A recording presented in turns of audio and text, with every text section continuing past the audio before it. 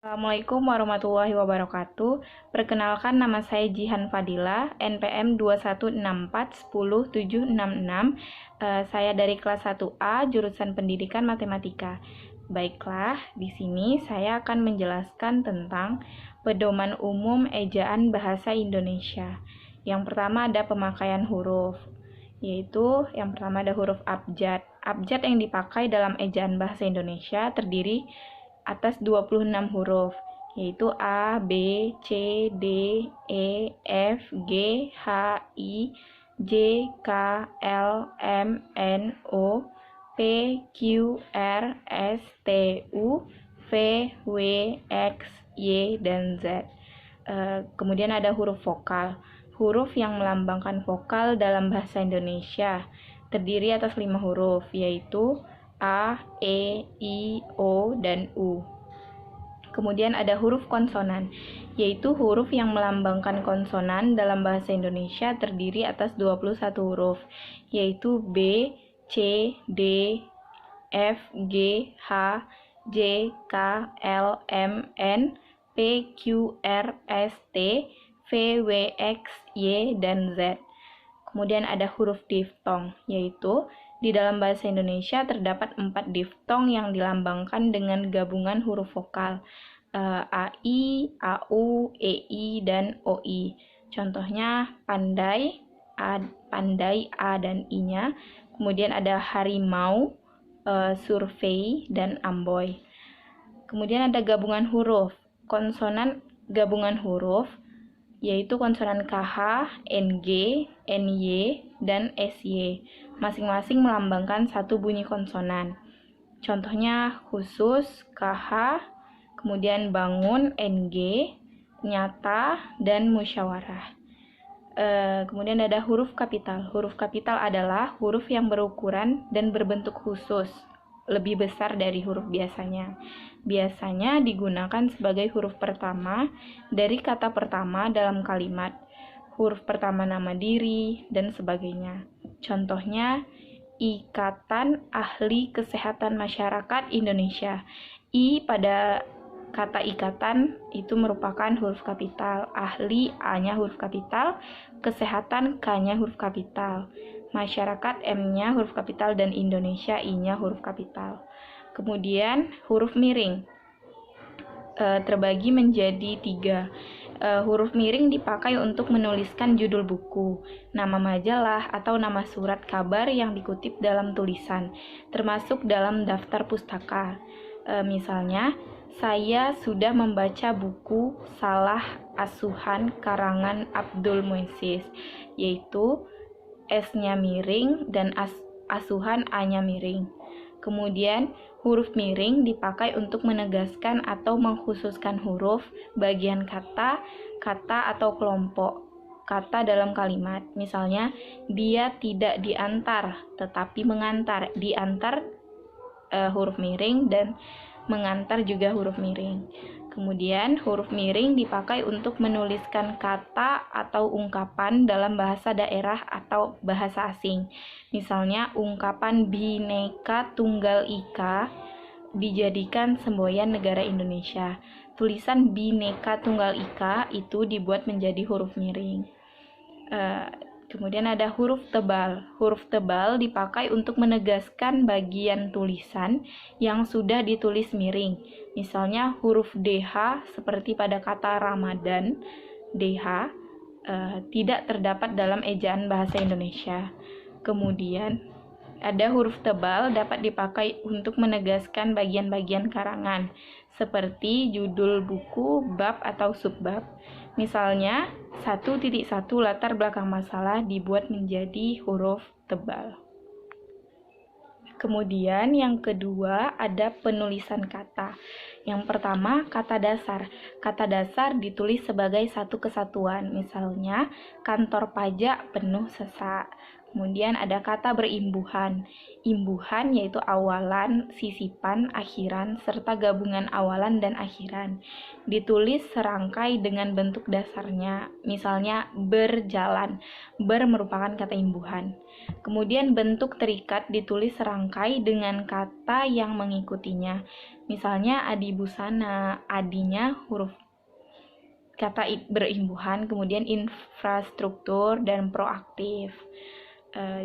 Kemudian ada bentuk ulang. Bentuk ulang ditulis dengan menggunakan tanda hubung di antara unsur-unsurnya. Misalnya anak-anak ada menggunakan tanda hubung. Kemudian ada gabungan kata. Yang pertama, unsur gabungan kata lazim disebut kata majemuk, termasuk istilah khusus ditulis terpisah, contohnya duta besar. Kemudian gabungan kata yang dapat menimbulkan salah pengertian ditulis dengan membubuhkan tanda hubung atau strip di antara unsur-unsurnya. Misalnya anak strip istri pejabat. Itu merupakan tanda hubung. Kemudian ada gabungan kata yang penulisannya terpisah, tetap ditulis terpisah jika mendapat awalan atau akhiran. Misalnya bertepuk tangan. Kemudian gabungan kata yang mendapat awalan dan akhiran sekaligus ditulis serangkai. Misalnya dilipat gandakan. Gabungan katanya yaitu di dan kan pada awal kata dan akhir kata. Kemudian gabungan kata yang sudah padu ditulis serangkai. Misalnya kacamata. Kemudian ada pemenggalan kata terdiri dari 5 macam. Yang pertama, pemenggalan kata pada kata dasar dilakukan sebagai berikut. Misalnya buah, bu, tanda hubung, ah. Kemudian pemenggalan kata turunan sedapat-dapatnya dilakukan di antara bentuk dasar dan unsur pembentuknya. Misalnya ber, tanda hubung jalan, dan mempertanggungjawabkan. Kemudian, jika sebuah kata terdiri atas 2 unsur atau lebih, dan salah satu unsurnya itu dapat bergabung dengan unsur lain, pemenggalannya dilakukan di antara unsur-unsur itu. Tiap unsur gabungan itu dipenggal seperti pada kata dasar. Misalnya biografi, bio, strip grafi, bi, strip o, strip gra, strip v. Kemudian yang keempat ada nama orang yang terdiri atas 2 unsur atau lebih pada akhir baris dipenggal di antara unsur-unsurnya. Misalnya lagu Indonesia Raya digubah oleh Wage Rudolf Supratman. Kemudian singkatan nama diri dan gelar yang terdiri atas 2 huruf atau lebih tidak dipenggal. Misalnya ia bekerja di LLAJR. Kemudian ada kata depan. Kata depan seperti di, ke, dan dari ditulis terpisah dari kata yang mengikutinya. Misalnya, di mana dia sekarang, di mana itu ditulis terpisah. Kemudian ada partikel, terdiri atas 3 macam partikel lah, kah, dan tah. Ditulis serangkai dengan kata yang mendahuluinya.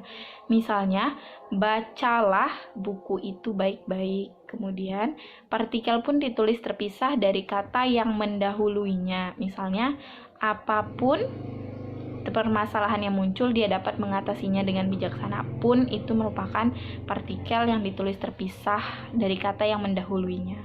Kemudian ada partikel per yang berarti demi, tiap, atau mulai, ditulis terpisah dari kata yang mengikutinya. Misalnya, mereka masuk ke dalam ruang rapat 1/1. Per merupakan partikel yang ditulis terpisah dari kata yang mengikutinya. Kemudian ada singkatan dan akronim. Singkatan nama orang, gelar, sapaan, jabatan, atau pangkat diikuti dengan tanda titik pada tiap unsur singkatan itu. Misalnya A titik H titik Nasution. Kepanjangannya Abdul Haris Nasution. Yang kedua ada singkatan yang terdiri atas huruf awal setiap kata yang bukan nama diri ditulis dengan huruf kapital tanpa tanda titik. Misalnya PT atau perseroan terbatas. Kemudian ada singkatan yang terdiri atas 3 huruf atau lebih diikuti tanda titik. Misalnya DLL, kemudian artinya dan lain-lain. Kemudian ada singkatan yang terdiri atas dua huruf yang lazim dipakai dalam surat menyurat, masing-masing diikuti oleh tanda titik. Misalnya A.N, artinya atas nama. Kemudian lambang kimia, singkatan satuan ukuran, takaran, timbangan, dan mata uang tidak diikuti tanda titik. Misalnya cm, singkatan sentimeter. Kemudian ada akronim, nama diri yang terdiri atas huruf awal setiap kata ditulis dengan huruf kapital tanpa tanda titik. Misalnya BIN, singkatan dari Badan Intelijen Negara. Kemudian yang ketujuh ada akronim nama diri yang berupa gabungan suku kata atau gabungan huruf dan suku kata dari deret kata ditulis dengan huruf awal kapital. Misalnya Bulog, singkatan dari Badan Urusan Logistik. Kemudian ada akronim bukan nama diri yang berupa gabungan huruf awal dan suku kata atau gabungan suku kata ditulis dengan huruf kecil. Misalnya pemilu, singkatan dari pemilihan umum.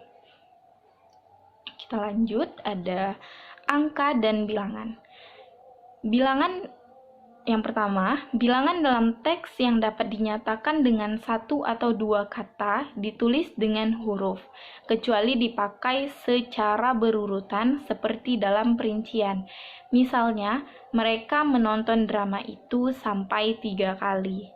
Kemudian yang kedua, bilangan pada awal kalimat ditulis dengan huruf. Misalnya, 50 siswa teladan mendapat beasiswa dari pemerintah daerah. Kemudian yang ketiga, angka yang menunjukkan bilangan besar dapat ditulis sebagian dengan huruf supaya lebih mudah dibaca. Misalnya, dia mendapatkan bantuan 250 juta rupiah untuk mengembangkan usahanya. Kemudian yang keempat, ada angka dipakai untuk menyatakan A. Ukuran panjang, B. Berat, luas, isi, dan waktu, serta B. Merupakan nilai uang. Misalnya 0,5 cm. Yang kelima ada angka dipakai untuk menomori alamat. Misalnya Jalan Tanah Abang 1 nomor 15. Kemudian angka dipakai untuk menomori bagian karangan atau ayat kitab suci. Misalnya bab X pasal 5 halaman 252. Kemudian ada bilangan pecahan. Misalnya setengah atau seperdua.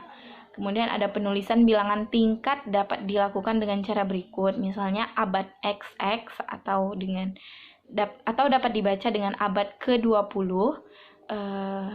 abad ke-20. Kemudian penulisan angka yang mendapat akhiran an dilakukan dengan cara berikut. Misalnya 5 lembar uang 1000-an. Itu bisa ditulis dengan 5 lembar uang 1000-an. Kemudian penulisan bilangan yang dilambangkan dengan angka dan diikuti huruf dilakukan seperti berikut. Misalnya, saya lampirkan tanda terima uang sebesar 900 rupiah 50 sen. Kemudian, bilangan yang digunakan sebagai unsur nama geografi ditulis dengan huruf, misalnya kepala 2. Kemudian ada kata ganti ku, kau, ku, mu, dan nya. Kata ganti ku dan kau ditulis serangkai dengan kata yang mengikutinya, sedangkan ku, mu, dan nya ditulis serangkai dengan kata yang mendahuluinya.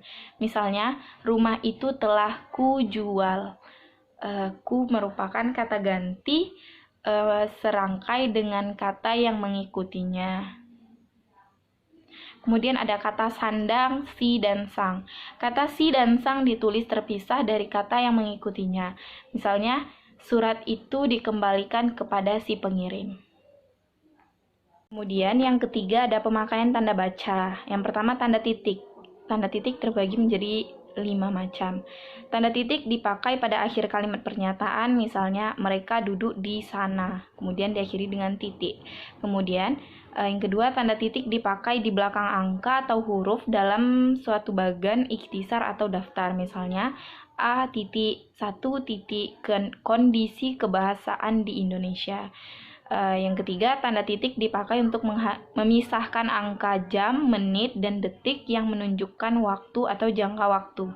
Misalnya, pukul 1.35.20 detik, yaitu pukul 1:35 menit 20 detik. Kemudian tanda titik dipakai dalam daftar pustaka di antara nama penulis, tahun, judul tulisan, dan tempat terbit.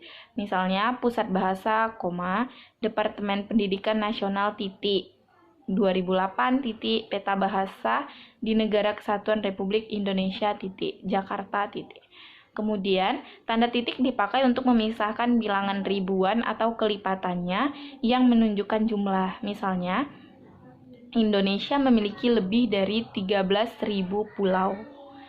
Kemudian ada tanda koma. Terbagi menjadi 7 macam. Yang pertama, tanda koma dipakai di antara unsur-unsur dalam satu pemerincian atau pembilangan, misalnya telepon seluler, komputer, atau internet bukan barang asing lagi.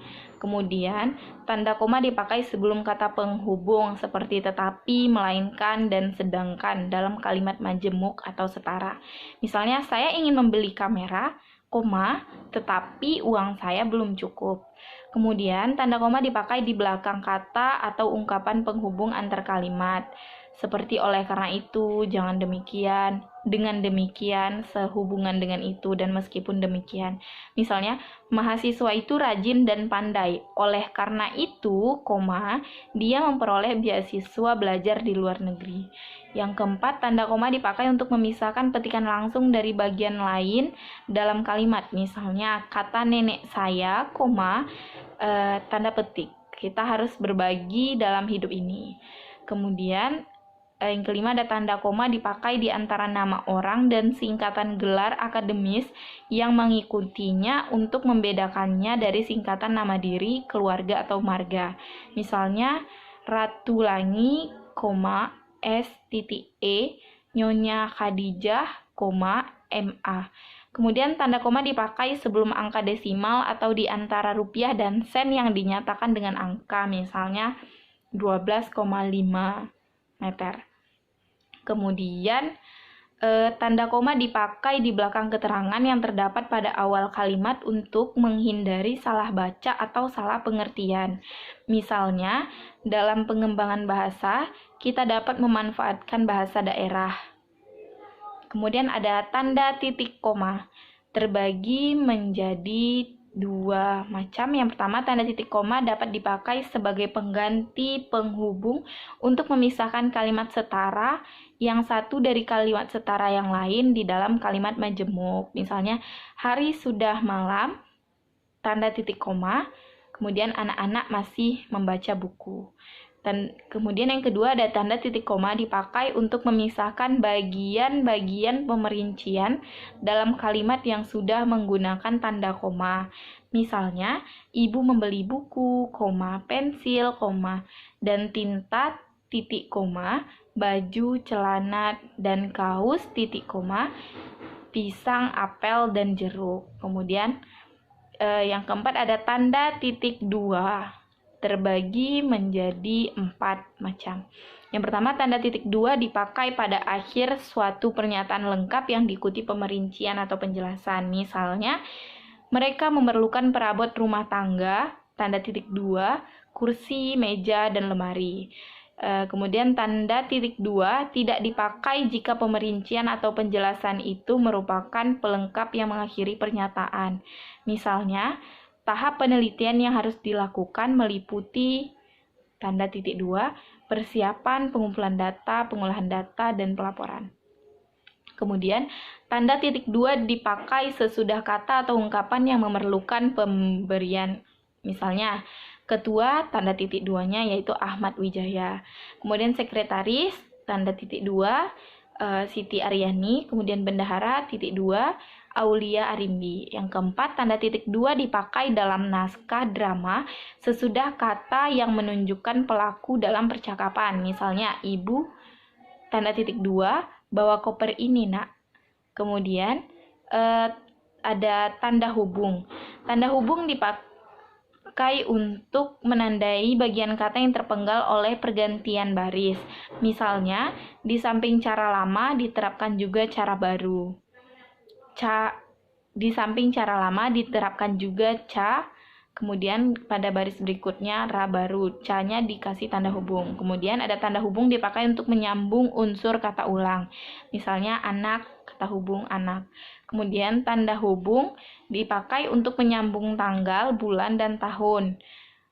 Misalnya 11, tanda hubung 11, tanda hubung 2013. Kemudian tanda hubung dapat dipakai untuk memperjelas hubungan bagian kata atau ungkapan, misalnya berevolusi. Tanda hubung evolusi. Kemudian tanda hubung dipakai untuk merangkai unsur bahasa Indonesia dengan unsur bahasa daerah atau bahasa asing, misalnya di sowan i. Kemudian tanda hubung digunakan untuk menandai bentuk terikat yang menjadi objek bahasan, misalnya kata pasca berasal dari bahasa Sanskerta. Kemudian tanda pisah. Tanda pisah dapat dipakai untuk membatasi penyisipan atau kalimat memberi penjelasan di luar bangun kalimat. Misalnya kemerdekaan bangsa itu, tanda pisah, saya yakin akan tercapai, tanda pisah diperjuangkan oleh bangsa itu sendiri. Kemudian, tanda pisah dapat dipakai juga untuk menegaskan adanya keterangan aposisi atau keterangan yang lain. Misalnya, Soekarno-Hatta, tanda pisah, proklamator kemerdekaan RI, tanda pisah diabadikan menjadi nama bandar udara internasional.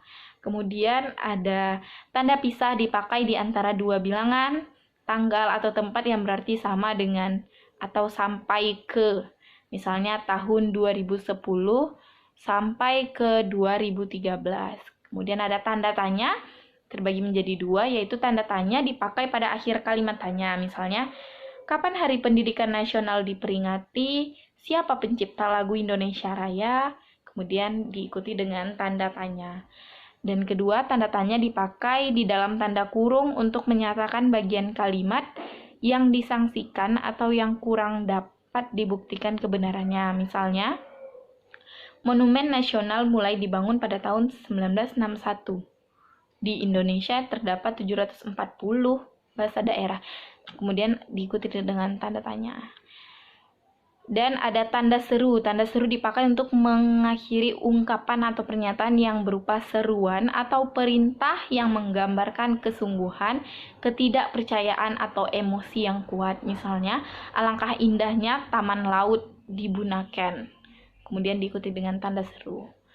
Kemudian ada tanda elipsis, terbagi menjadi dua. Tanda elipsis dipakai untuk menunjukkan bahwa dalam suatu kalimat atau kutipan ada bagian yang dihilangkan. Misalnya, penyebab kemerosotan ... akan diteliti lebih lanjut. Kedua, ada tanda elipsis dipakai untuk menulis ajaran yang tidak selesai dalam dialog. Misalnya, menurut saya ... seperti ... Bagaimana, Bu?